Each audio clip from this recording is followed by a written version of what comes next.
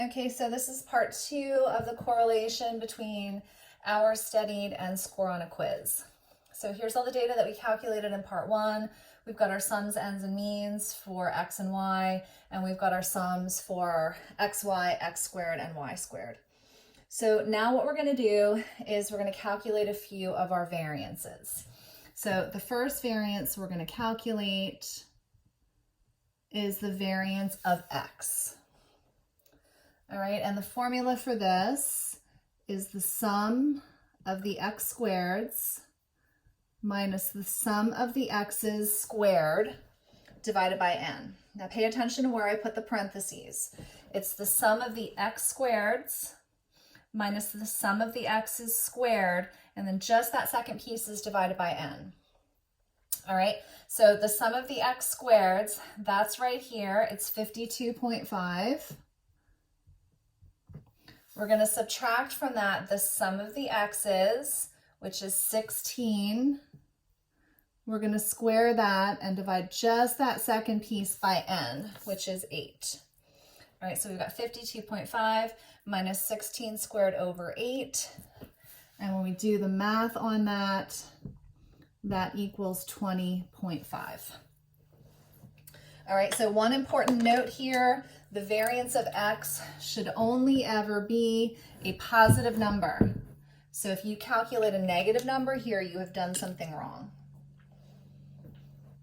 All right, our next variance is going to look almost identical to this. It's called the variance of y. So we're going to basically do the same thing, but instead of doing it for our x's, we're going to do it for our y's. So the formula is the sum of the y squareds minus the sum of the y's squared divided by n. Notice that formula looks exactly like the variance of x. The only difference is that we've substituted x's for y's. So the sum of the y squareds, that's right here. It's 370. We're going to subtract the sum of the y's, which is 48. We're going to square that, and again, just divide that second piece by n. So we've got 370 minus 48 squared over 8, and when we do the math on that, that equals 82. And just like the variance of x, this should only ever be a positive number. Our next variance is actually a covariance, and we call this the covariance of x and y, which I did not spell right. Let me rewrite that. It's the covariance of x and y. All right, so the formula for this is a little bit different. It's the sum of the xy's minus the sum of the x's times the sum of the y's, and then again, just that second piece is divided by n. So what's really different in this formula is nothing is squared. All right, so we've got the sum of the xy's, we've got the sum of the x's, and the sum of the y's. All right, so the sum of the xy's is over here. This is 133. We're going to subtract the sum of the x's times the sum of the y's.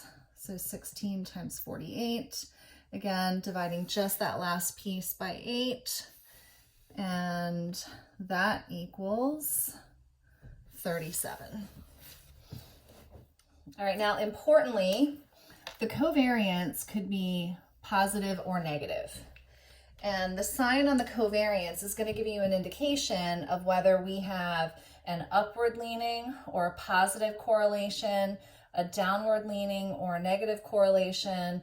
It's not going to really tell us whether something is in the middle or not, but we'll at least know the sign on the correlation. So we could end up with a negative number here. But in this case, we've got a positive. We've got positive 37. So what that tells us is that when we chart the correlation, chances are it's going to look like this. It's going to look like an upward trending scatter plot. All right. So those are our three variances, and or our two variances and our covariance. And just like that, we are ready to calculate our statistic. So when we come back in the next video, we will calculate and hopefully evaluate our statistic.